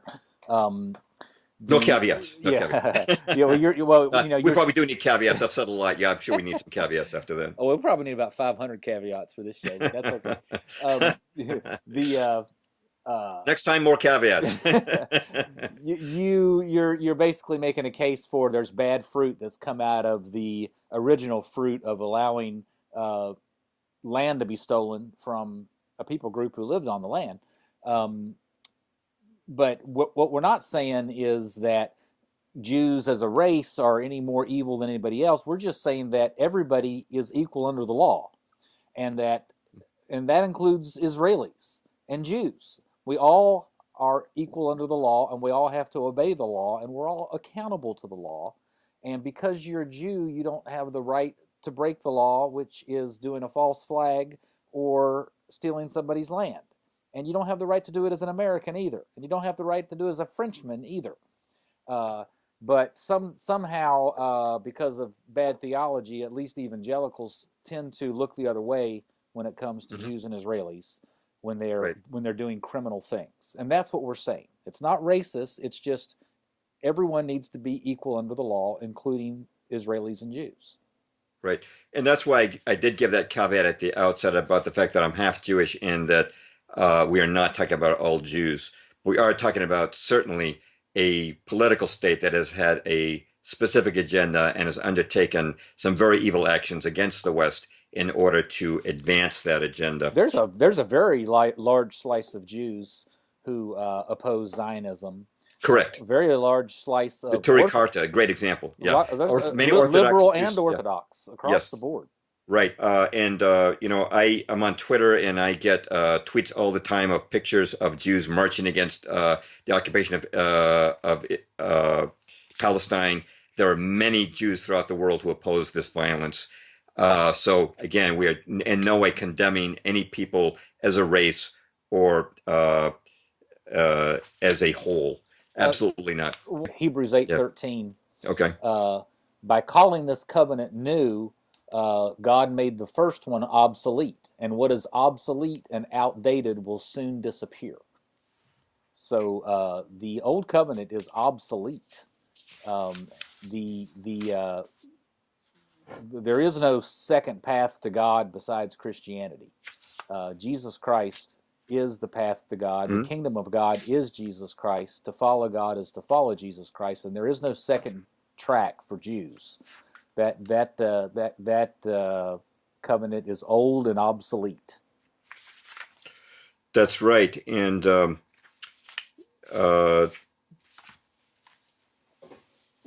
lot of Christians have bought into the idea, and this is another thing that is advanced by Christian Zionism, that this idea of Judeo-Christianity, and what a lot of Christians fail to realize is that the Jew of today, a lot of Christians have the idea that the Jew of today follows the Tanakh, or we would call the Old Testament. What they don't realize is that the organized Jewry today actually regards the Talmud as senior to the Tanakh. This is the oral, what Jesus called the oral law, the laws made by the Pharisees, which they were using to override the laws of God that were found in the Tanakh. Now, that oral tradition of the Pharisees over centuries was developed and evolved and was written down and became the Talmud. And what most Christians don't realize is that it's utterly hostile to Christianity. The Talmud says, for example, that Jesus is in hell boiling in feces. Jesus' mother, Mary, was a whore. That's in the Babylonian Talmud. Gentiles are donkeys. All Gentile children are animals. I'm indebted to Michael Hoffman in his book, Judaism's Strange Gods, for bringing the details of the Talmud out. That's a book I strongly recommend, and it's among the recommended works at the end of my article. I've come across the stuff you're reading on several different places, and I have no doubt that's what's in the Talmud. But I do have this counter question, and I don't know if you know enough about Judaism to know, but like in Christianity, you could pick a few things out of the Old Testament, and you could do some things, and you could caricature Christianity to look fairly extreme and nutty. But of course, it's interpreted by the New. But is there any sense in which those things that you're citing are some obscure or not quite interpreted the right way, or is there no way for them to slither around it? Well, they're certainly there, and I think that I would have to say that Michael Hoffman gives a plethora of examples of that hostility. And Brother Nathaniel, who himself is Jewish, talks about how a rabbi would typically spit when walking past a church. There's definitely a great deal of hostility. The point being that, number one, the Jews do regard themselves as being more under the Talmud than under the Torah or under the old law. Yeah, no, Uh, I think you're right. That's the larger point. There are some very extreme things, and there's even worse stuff that's in your list that we could cite because I've come across it. But the larger point, you're exactly right, is that your average good-hearted American evangelical Christian who has been influenced by the Scofield Bible, they think that today's Jews follow the Old Testament. right. They don't follow the Old Testament. They follow the Talmud, which interprets portions of the Old Testament and also brings in other types of things. And it's really a whole new set of rules and regulations, and it's not the Bible. It's the very thing that Jesus Christ condemned. Yes. And, there was nobody The oral who traditions. Jesus expressed a temperament more towards than the Pharisees, and it was over these oral traditions. And that's really what we're talking about when we talk about the Talmud. And there's certainly, again, we're not saying that all Jews feel this way. There's no generalization, but there are many modern statements. For example, Rabbi Cook, the elder, first Ashkenazi chief rabbi of British Palestine, said this, quote, "The difference between a Jewish soul and the soul of non-Jews, all of them in different levels, is greater and deeper than the difference between a human soul and the souls of cattle." The Israeli Rabbi Yaakov Peran said, 1994, 1 million Arabs are not worth a Jewish fingernail. Now, if an American said that about a person of a different race, you can imagine the reaction. I'll give just one more. This is from Rabbi Sadia Grama, if I'm pronouncing that right, in his 2003 book, Jewish Superiority and the Question of Exile, quote, "The Jew by his source and his very essence is entirely good. The Goy, meaning Gentiles, by his source and his very essence is completely evil. This is not simply a matter of religious distinction, but rather of two completely different species," unquote. So we see this continued. And one thing that Brother Nathaniel points out, again, himself raised Jewish, is that the reason that Jews have been expelled more than 100 times from different countries over the centuries is not because of inherent anti-Semitism in all these countries. It was because of the behavior and the inherent racism of Talmudic Jews. Again, we're not saying that all Jews are like that. Many are not. Many are not. But this is the reason why they were expelled from countries, was because of their behavior, not some inherent And there's a reason why we have different religions. As an analogy, let's talk about Islam. There's a lot of controversy that goes back and forth. Is Islam a religion of peace, or peace, or a religion of violence, and that sort of thing? And there's a lot of ways to slice that apple. But because I actually believe that most Muslims are moderate, but some of them aren't. I also believe that criminal globalists obviously try to incite that thing and make it worse than it is. But here's the deal: on paper, Muslims have a religion that espouses crusading, military crusading to take over the world. That's what their scriptures say. Now, most of the followers of Muhammad don't really buy into it. They got better things to do, and they don't really want to be that way. But if you're going to be a sold-out Muslim, you're going to be a military crusader. Now, on paper, Christianity, which is fulfilled and interpreted in the New Testament and the teachings of Christ, on paper, Christianity is a religion of peace. And if you're going to be a radical follower of Jesus Christ, you're going to be a peaceful person who strives for peace and turns the other cheek. Are there militant, hostile, violent, crusading Christians? Yes, but they're not being true to their religion. Judaism, on paper, is not the religion of the Old Testament. Judaism, on paper, is the oral traditions compiled into the Talmud, which have many and terrible teachings. And so there's a reason we have at least 3 major religions, and we've got a few more, because their primary documents teach a certain thing and a certain way of life. And so it's important. Yes, there are many Jews who don't believe the terrible teachings of the Talmud. They don't really, even some of them, know what they are. They probably would be Jews by name if they did. But you just don't know if you don't know. But if you're going to follow your religion to its ultimate conclusions, as a Jew, it's going to go in a bad direction. Hmm. Doesn't mean all Jews are that way. That's right. I do know that the brutality of the Israeli Defense Force towards the Palestinians is partly from being inculcated with these uh, attitudes of the Talmud that non-Jews are animals and they treat them as animals. And so I do believe that is very much part and parcel of the violence and the apartheid state that we see in Israel today. Um, I do believe that it's part of that, no question that it's part of that teaching. Um, so that is evil. Um, Again, we're not trying to generalize about any people, but there's no question in my mind that the state of Israel, as a creation of the Rothschilds. If you want to see an interesting article, I didn't reference in that one, but I do in my book, Truth of the Lonely Warrior. Go to a site by Jerry Golden. He's a Messianic Jew. It's called The Roots of Evil in Jerusalem. And he shows the Israeli Supreme Court, where when you walk through the building, you trample on the cross of Christ, and they have a Masonic pyramid on the roof, and as you walk through, you'll see a picture of the Rothschilds seated around with the architects of the building. I mean, there is a whole Luciferian backdrop to this New World Order, utterly anti-Christian. And again, these are the very people who Jesus Christ condemned. So I want to make total allowances for all Jews.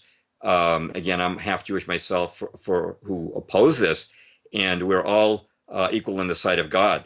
But at the same time, I don't want to downplay the Luciferian nature of what I consider a criminal state, satanic state, counterfeiting in order to fool the Christian world as somehow the rebirth of a biblical, godly Israel. Yeah, I mean, I agree with you. We have all the caveats, but then you got to get back to the truth. And one of the great verses that just kind of lays it out there is in 1 John that says, he who has the Son has life, and he who does not have the Son does not have life, and the wrath of God abides on him forever. So we need to be clear that truth and love and the angels are with Jesus Christ. And if you separate yourself from Jesus Christ, you're not on the side of truth, and you're not on the side of the angels. You're on the side of the demons. Mm-hmm. It's a fearful thing. And so it would not be surprising that if you are devoting yourself to a religion that on paper rejects Jesus Christ, whether it's Judaism or Islam or others, that there's going to be bad things and demonic things and other things that follow that trail. And certainly you find that if you start to lift up the rocks that deal with the Israeli state and Israeli history and the Luciferianism that you're talking about, that seems to be found pretty heavily in those circles. They follow a different God. They do. And if you want a good example of how they would treat America if they had the ability to do so, you take a look at the Bolshevik Revolution, which was funded by the Rothschilds, funded by Jacob Schiff at Kuhn Loeb, who met with Trotsky, gave him $20 million in gold. And you look at what they did to the Orthodox Church there, whereas I understand it, they destroyed 3,000 churches and slew 60,000 priests, and they turned the Bible into toilet paper. Millions of people dying, a complete disregard for human life. And by the way, they made anti-Semitism the death penalty there. Bolshevism and Talmudism were joined at the hip, very much part of the same thing. And I honestly think that the only reason that the powers that be right now tolerate the Christian church in America is because of this Christian Zionism supporting the Israeli agenda. We've taken out one enemy after another. We've taken out Afghanistan and Iraq and Libya, and now taken down Syria, and we've destabilized Egypt. The only enemy they've got left in the region is Iran. And yet they've asked for an increase in defense spending, which they've given them. We're giving more money to Israel than all of Africa. We've just pledged to give them $38 billion in military aid. They're already getting $3 billion a year. What do they need it for? We've spent trillions of dollars taking out their enemies. I believe that if we took out Iran, they would have no use for America any longer. They're just waiting for that day. But understand, we're not really talking ultimately about a people, and it's not my intention in the least to direct hatred towards Jewish people at all. Again, I'm half Jewish myself. Probably about the fifth time I've said that. But ultimately, this is a Luciferian, a spiritual warfare at its height. But close to that height has been the Talmudic Jews, along with their Freemasonic allies in the Gentile world. If you want to look at the pyramid at the back of the dollar bill, many say that that is Satan's eye at the top of that Freemasonic pyramid. I'd have to say the power structure at the top is the Talmudic Rothschild dynasty, and below them, their skull and bones that men, their Freemas 33rd degree illuminated in palladium, right? Albert Pike Freemasons beneath that. So we're talking about a Luciferian agenda, an agenda to place the Antichrist on the throne, and perhaps we should move on to some discussion of the temple. But let me throw it back to you. Yeah. Speaking of the temple, are you familiar with the? I think in the 4th century, there was an attempt to rebuild the temple back then. I didn't know that. Yes. Is that part of that Kiliism? No. Well, I don't think it might be related, but basically, the church was no longer persecuted. Constantine, made Christianity the religion of the state, and but then just a couple decades later, things got out of control, and Julian the Apostate became emperor, and he was a Jew, and he conspired to rebuild the temple in Jerusalem. And so there was a big, massive effort to go rebuild the temple. And as they were trying to rebuild the temple, had a bunch of workers out there and stuff. A bunch of big, huge balls of fire came out from the underneath the earth and destroyed the construction project, killed hundreds of people, and it dismantled the whole effort.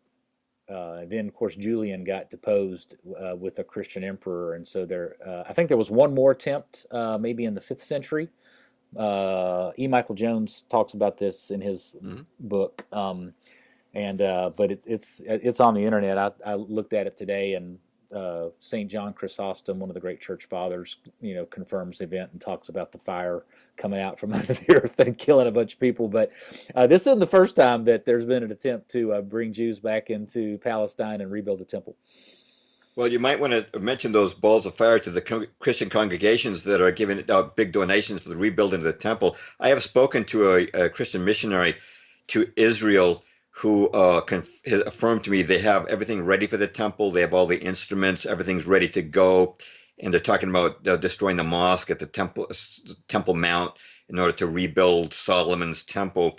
I was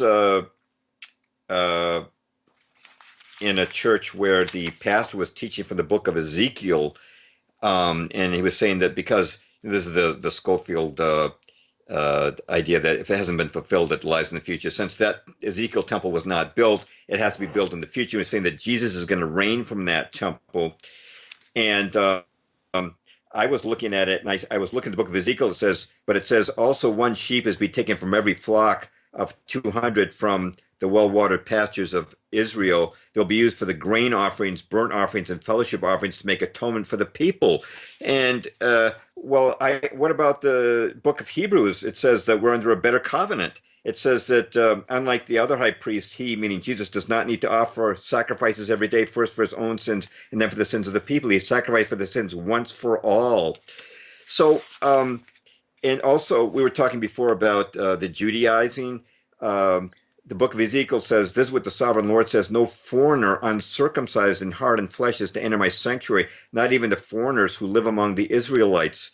So would Jesus require us to be circumcised again? I mean, you were commenting on this. I mean, Paul said in Galatians 5:2-4, says, mark my words, I, Paul, tell you that if you allow yourselves to be circumcised, Christ will be of no value to you at all. Again, I declare that every man who lets himself be circumcised, he is obligated to obey the whole law. Clearly, we're not under the old covenant, under these old traditions, yet this particular Bible teacher was saying that we're going to rebuild the temple, we're going to go back to the Jewish sacrifices again. And I said, how could you miss the clear teaching of the New Testament, which goes totally against this? And as far as Jesus being in the temple, we talked about this. He said he prophesied the destruction of the temple, not its building up. And he said this about his second coming. He says, this is Matthew 24, 26 to 27. He says, so if anyone tells you there he is out in the desert, do not go out, or here he is in the inner rooms, do not believe it. So what I really feel is happening is that by teaching Christians that Jesus is going to reign from the temple for 1,000 years, and this when the current dispensational age comes to a close, Christians are being set up to actually worship the beast. I believe that's what they're being set up for, because the Bible tells us who will rule from the temple. Paul said, speaking of the day of the Lord, he said, this is 2 Thessalonians 2, 3 to 4. He said, don't let anyone deceive you in any way, for that day will not come until the rebellion occurs and the man of lawlessness is revealed, the man doomed to destruction. He will oppose and exalt himself over everything that is called God or is worshipped, so that he sets himself up in God's temple, proclaiming himself to be God. And now maybe Jesus is speaking of 70 AD here, but Jesus said that we would see these things happening when you see standing in the holy temple, the abomination that causes desolation, spoken of through the prophet Daniel. I don't know what your take on that is, but I do feel that we're setting ourselves up for an era where this proclaimed 1,000-year reign of a Messiah would occur. I believe that we're setting ourselves up to take the mark of the beast and worship someone who Paul warned us in 2 Thessalonians would be the man of lawlessness, the beast. When did Jesus ever proclaim that he would be a godly king? He said, my kingdom is not of this world. And as you know, they tried to make him a king and refused to let them do it. So it's entirely contrary to his word and to his nature to want to be an earthly king. Yeah, I mean, that's interesting. Well, I mean, I think at the restoration of all things, I mean, I wouldn't be surprised if he rules as a king, but it would be the end of all things. I think, in fairness, I don't know about in fairness, but some of the not Christian Zionists, but some of the Christians who are obsessed with the Antichrist and the beast and the rebuilding of the temple, their motivation, I guess, in part is that they're hoping to see all this stuff happen because they feel like that means the Lord will come back soon. Right. But, no question. But that's kind of a sick way to view the world. Let's talk about that for a minute. First of all, as one teacher I once heard said, what Christians do is they say, we're going to fly and they're going to fry, so let's just root for the Antichrist and watch TV. Mm-hmm. Well, there's something sick about that, about just wanting to see something like that happen. Number two, we're supposed to be spending our time building the kingdom of God, advancing the kingdom, loving Christ, loving our neighbor, and we're not supposed to be spending our time rooting for the evil one. Thirdly, and this is probably the most important of all the points, Jesus himself said, no one knows the day or the hour. Mm-hmm. And, right. We do have some scriptures that we're supposed to, look at the seasons and we can read Matthew 24 and Revelation and try to get some things out of that. But, it's been 2,000 years since Jesus came back. And, he may come back this year, next year. It might be in 10 years. But it might be another 500 years. It might be another 1,000 years. We don't know the answer to that question. Mm-hmm. And a wise man would continue to live, hope for the best, plan for the worst, I guess. But it's just not responsible to just think that you've got it all figured out and that that Jesus is going to come back in a few years and that the Antichrist is going to do this and the beast is about to sit on the throne in Jerusalem. We need to live a godly Christian life and not let those that kind of fear mongering hold us back. Mm-hmm. Dean, you're not suggesting that there are people who have mispredicted the arrival of Christ in the past. I can't think of one instance. I don't, Yeah, you're quite right, and we should be more concerned about the way we live our lives than the specific date and the hour. And a lot of people have gotten into serious trouble and discredited themselves by actually making specific to the day predictions about when all these things Yeah, and I'm not would saying that, occur. and I'm not saying that's what you're doing. I guess we're all doing it a little bit, and we need to be careful not to get carried away with it. But one of the things I hear you doing, and I think it's instructive, is to the point where there's actually a cabal of evil folks, Luciferians. You refer to them as, sometimes you call them Satanists. But if there's a cabal of people who are actually intentionally trying to bring that about, that's worth knowing about. Now, to the degree that you can document it, you should. But that's not just saying, well, the scriptures say that at some point this may happen, and that all the evil people will gather together, and there'll be this beast, and he'll place himself in the temple. And I'm aware of it, but I'm going to live my life for Jesus Christ and not let that consume me. That's one thing. It's another thing if there actually are some physical people right now in 2016 that are actually conspiring to try to pull that off. If that's the case, we need to know about it. And if you've got information that can document that, we should know about it. It still doesn't mean we run around like Chicken Little. Jesus never said he's coming twice. He didn't say, I'm going to come back once and rapture the church, and then I'm going to come back a second time. Now, that's a very short argument against the rapture, but I believe that the reason that they wanted to indoctrinate the church with the rapture was so that we would not oppose this evil. They would not oppose the world coming to this. Look at this. They've got a show on TV right now called Lucifer. They're building statues of Baphomet, a statue of Baphomet in Detroit, right? They unveiled that. The world is becoming Luciferian. There's no question about it. It's becoming evil. Look at the transgender executive orders that Obama's tried to pass. We see God's creation being attacked. We see transhumanizing experiments carried out with DNA as if we were headed back to the days of the Genesis 6 and the Book of Enoch, the pre-flood days talk about. So we're headed into a very evil time right now, no question about it. But I think that the reason that they wanted Darby and Scofield to spread the rapture doctrine was so that the church would think we won't be around to experience it, so why oppose it? Why oppose all these things? And I think that goes along with the separation doctrine. Don't get involved with film and in movies and businesses. Leave that in the hands of worldly people. But I've said a pretty long story. That's kind of the last thing I wanted to touch on tonight was the rapture. Yeah, well, that's the rapture. Gosh, what would be my quick answer to the rapture question? Jesus says in Matthew 24, he who perseveres to the end shall be saved. Mm-hmm. So why is he going to say that if everybody's going to get raptured out?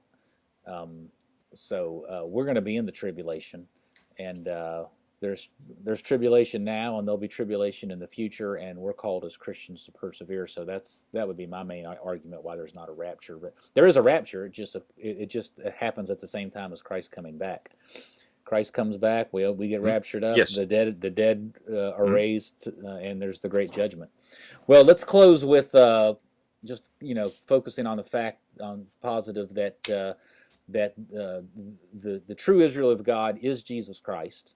He fulfills all the prophecies of the Old Testament. He's the one who is the promised seed of Abraham, and it's in Christ that all the promises to Abraham are ultimately fulfilled. And in Christ, the nations are one. And in Christ, the nations are discipled. And through Christ, the earth itself is redeemed and restored. And so, what started with Adam and Eve, and then and the patriarchs and Moses and Noah, but then God's plan moved to Abraham and to his descendants. And so God worked through Abraham and his people and the people of Israel, and that plan through Jesus Christ expanded and now has blossomed and shown its fruit in the whole world being restored in Jesus Christ, who is the true Israel of God. So that's a positive way to end this fantastic interview. But thank you for your time. I love talking to you, and there's a lot of other topics we could talk on, and we probably ought to do that in the future. So let's plan on doing that. But thank you for this one. This is a big one. Let's all be in prayer, because this is a spiritual warfare topic that has lots of intensity. But Jesus Christ is Lord, and if that's our focus, then we'll get through it. This battle is definitely a spiritual one. The evil forces, as we know, we're dealing with the principalities and powers that are evil, that are ultimately over this human dimension that we see carrying out this New World Order agenda.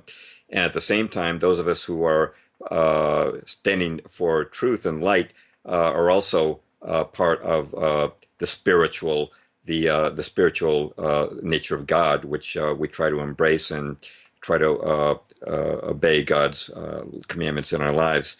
So I only want to just commend you for starting your podcast, and it's really a real treat to talk to a Christian who is both knowledgeable about world events and also has a very clear understanding of the nature of Christ and what the Bible's saying. Which is the Scofield Reference Bible is an example of how that's been twisted over the years. Theology has been twisted for one agenda or another. So it's been a delight to speak to you. I know we've been at it for a long time. But what I said at the beginning of my article on Christian Zionism is one reason why this article is so long. When you got a fat onion, you got a lot of layers to peel off. Yeah, well, you did a great job with it, and there's more to do. But listen, have a great night, and jamesperloff.com, JamesPerloff.com, and also order his most recent book, Truth is a Lonely Warrior, and look for his articles that he comes out with, and listen to his most recent podcast, like this one coming out. All right, have a great night, James. Okay, thank you, Dean. Bye.